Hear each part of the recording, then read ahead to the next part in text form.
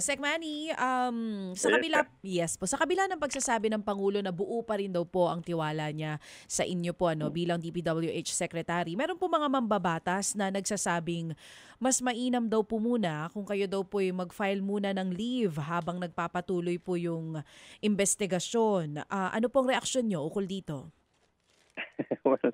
well, panukala po nila yan at I think that their siguro suggestion or opinion.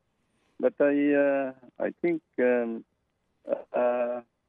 pa naman namin for the president is we are one in looking at actually the problems and to look for solutions actually in these issues that pertains to the implementation of flood control projects over the years. Actually po, I received directly instructions from the president kung anong dapat gawin. So I leave it up all these things to the discretion of the president po. Oo, kumbaga sa madaling salita, kung ito ay i-request ng Pangulo sa inyo, gagawin niyo po 'yan. Pero hangga't may Oh, tiwala yes ang po. Pangulo, diyan po Mm. kayo. Op Yes po. Yes, mm. yes, I'm at the pleasure of the Oo.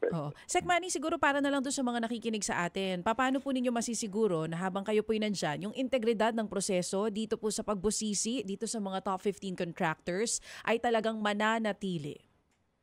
We can assure them that we'll do kwanto po, straightforward yung gagawin namin dito and whoever will be found actually liable for or if there would be malfeasance o kung yung paggawa ng mga projects, Mm. we will impose all the necessary sanctions whoever they are, actually contractors o tao namin. Kailangan po namin. Oo, sisiguruhin niyo po, Sek Manny, na kahit, Sigurado, yes po. kahit po tauhan ng DPWH, pag may Ano sangkot po, talaga, opo. papangalanan po yan at isasama po sa investigasyon.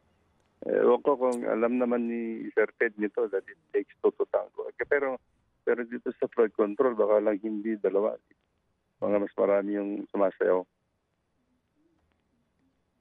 Pakiulit po, Sec Manny, hindi lang po dalawa.